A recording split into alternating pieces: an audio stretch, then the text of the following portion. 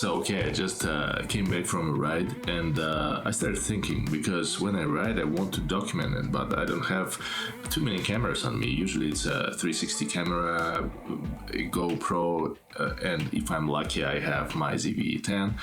But I don't like to take it because even ZV-10 is too much, because I prefer to ride with a small backpack and all. So I just started thinking about how to improve the videos that I get from, let's say, a 360 camera and a GoPro camera, and how I can improve it quickly and efficiently, so this way my video will become a little bit more cinematic. And I know that cinematic is a more complicated topic than just a bokeh and motion blur. It's about light, it's about composition and everything, but I mean, if you can improve just two things in your videos and color correct it a little bit, you can definitely get something really great out of something really good. Yeah, let's watch it. Right now I'm filming from my DSLR, well, it's not DSLR, mirrorless camera, ZV-10, but I prefer film with it because it's really small, and at the same time, well, it has an interchangeable lenses. But the thing is, when I ride, I don't like to have a lot of equipment on me, because I don't like to turn my hobby into a job. So I usually have just a 360 camera and a selfie stick and a very lightweight backpack, which is on my back right now. Let's talk about it. I'll ride, I'll have my video, I'll edit it, and I'll show you some tricks that you can utilize by yourself if you want to increase the quality of your video as well. So yeah, let's go. It's time for a ride.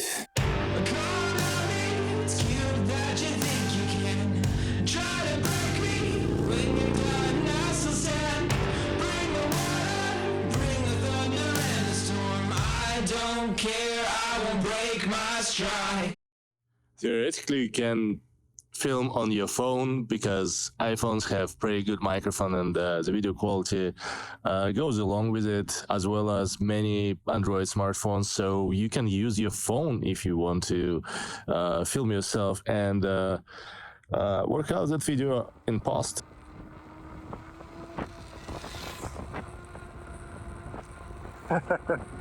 Or if you like this vlogging style, when you ride along the mountains with a 360 camera on you and talk about something, like everything on the wheel, like this. So you can do that too. You just need to have a 360 camera on you, some knowledge about how to use software, and that's it. Besides that, you can get a beautiful footage out of your camera with no any problems at all. And if you need some talking head kind of style, or you know, you stopped and you started talking, you can go from this to this and continue talking about whatever you want to, because it's already pretty much cinematic. You know, the background is blurred and you can talk about that nice 88 miles per hour V13 that you purchased, and it's like, and you kind of almost died on it. When this baby hits 88 miles per hour, you're gonna see some serious shit. Ooh. I mean, realistically, I think V13 is going to be a really good wheel, so. But yeah, let me show how to do that.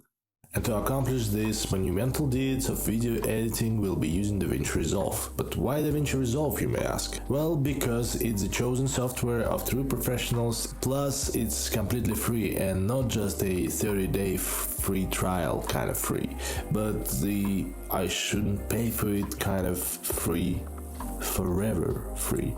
We've got two videos here, one of me talking about something of great importance with the sound turned off so I don't get too distracted by my own voice, and the other of me proudly cruising on my electric unicycle in the picturesque sunset, radiating pure joy and contentment. So first things first, let's get these videos onto the timeline and dive right into the color section. You'll find it located down below, just right here.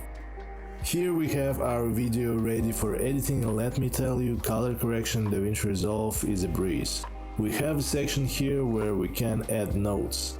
which are basically just layers of editing similar to what you have in Photoshop. So we are going to find the depth map effect and drag it behind our first node. And just to keep things simple, I'm not going to do any color transformations here, but you need at least to normalize your video and get the exposure right. Now you just drag that effect directly onto this little string here, and voila, a new node is born.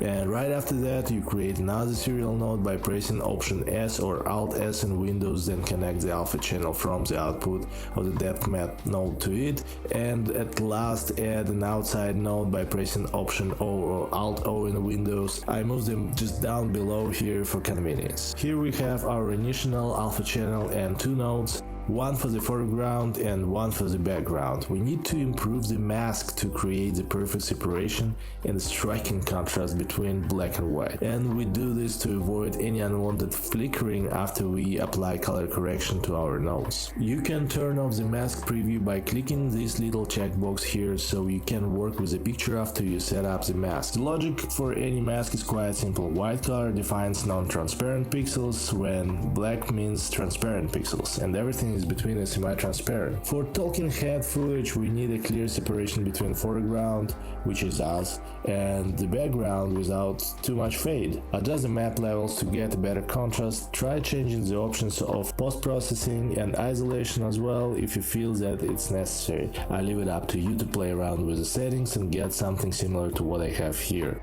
And don't forget to make your mask blurred, and check your footage with the mask enabled to make sure that the mask isn't breaking and flickering afterwards. Don't forget to change quality from better to faster, it'll speed up things we want in real time. After all that, I'm going to edit my foreground, specifically the skin color, because let's be real, nobody's skin is perfect, and I like to compensate for it in post, so my pink nose goes away and it's not as, well, pink. I like using a color wrapper here, it's a great tool for that. This thing is hugely underappreciated by classic color graders, but it's great for any precise color corrections that doesn't harm the video quality. Now check the skin color on vector scope, here we go, just like that. Now I switch to our background node that we previously created. I like to use curves for simple tone corrections here. I'll make it darker for this particular video because, let's face it, a little darkness never hurt anyone. But keep in mind that it really depends on how you want to achieve that cinematic effect and what your ultimate goal is. The main idea is to drag all attention to the person in the middle, so I lower down the background brightness slightly. This way it feels more separated and more cinematic. I like to move the black point slightly up so it will drag more attention to a more contrasted foreground. Just be careful, keep the balance, you don't want some Photoshop cutout sort of look, so I adjust the foreground curves as well, added more contrast to get it just right, to make the person pop. I mean, not exactly pop, but you get the idea. And the final touch for the background is a tricky one. I added a lens blur effect to this node. I like to make the transition for blur as invisible as possible, that way you've got a believable amount of blur. Keep in mind that when using GoPro or your mobile phone, the camera has a wide angle lens, which doesn't provide much blur. If you add too much blur, it will look very artificial, which you want to avoid. All we need to do is to add some separation, which we already done by adjusting the brightness. The best way to do this is slightly increasing the blur, zoom in and check if everything is fine.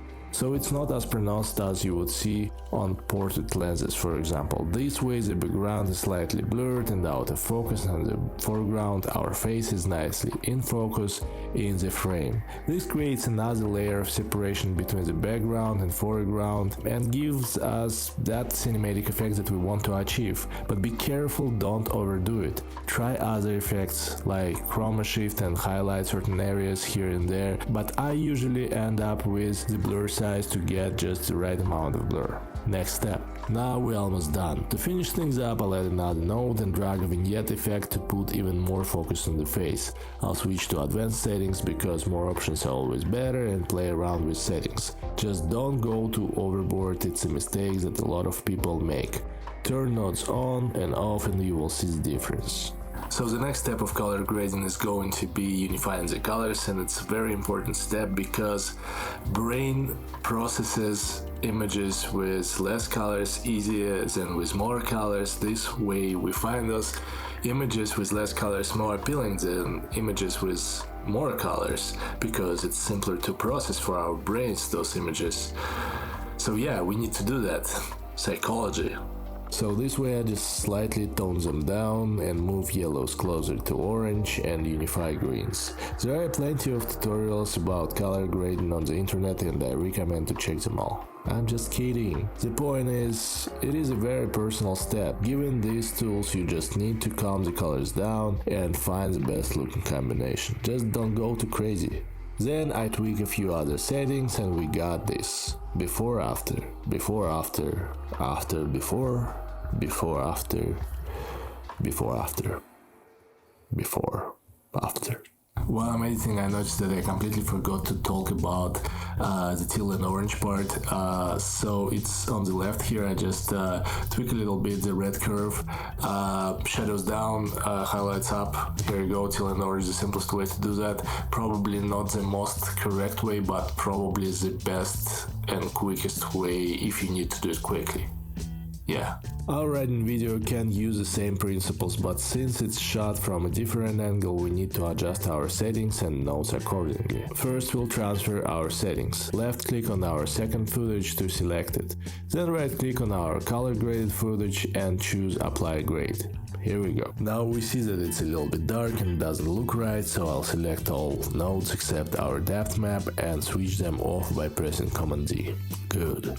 Now we need to adjust the mask. There are some specifics for this part. Depth masks almost never correctly separate the rider from this distance, but it will do what it's supposed to do, create a depth map. We need to make sure that we have a clear separation between the foreground, basically us and everything in front of us, and the background by adjusting the mask. We also need to make sure that it won't flicker, since these AI-based masks can break up, because they don't understand completely how you beautiful look like. To avoid this, we need to make sure it has enough contrast and it's soft and blurred. From this distance the mask can be rough, but we need to keep in mind that it should be consistent and not fluctuate during our video. I'll adjust it and check it. Then I turn on other nodes one by one. For the foreground I realize it's too dark for this footage, so I readjust it to bring out more details. Next I adjust the background, mostly the top part of the screen, excluding the rider. I make it slightly lighter too. It also softens the transition between the foreground and background, which is good. I decrease the amount of blur by zooming in very closely and checking that it's barely visible. The main point when we are writing is to show the surroundings, beautiful cityscapes and nature, not just the wheel, no matter how beautiful we are. So the blur should be minimal for the background. Again, the point here is not to show the blur, but to find a little bit of separation. As a cherry on top, you can crop it and make the shot wider. This way it will feel that you're writing this thing somewhere on an IMAX screen, like in Avatar 2. And here we go, just like that.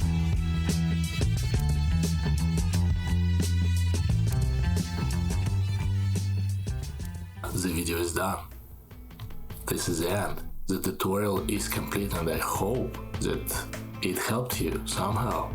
Maybe a lot, maybe somehow, but I hope it did. So if you like this video, consider subscribing it. I mean, not the video, but the channel, because you subscribe the channel on YouTube, it works this way. And if you like the video, you press the like button. If you dislike this video, you press the like button anyway, because, well, this is the rules. It's how it works here on this particular page. Yeah, and bye. No one ever thought that we could build ourselves an army. Got each other's back until we finished what we started. Kicking down the doors till the kingdom falls. Never gonna stop till we have it all. We could be the warriors, warriors. They don't know who they're messing with, messing with. They don't know we were born for this, born for this. We could be the warriors, warriors. They don't know who they're messing with, so let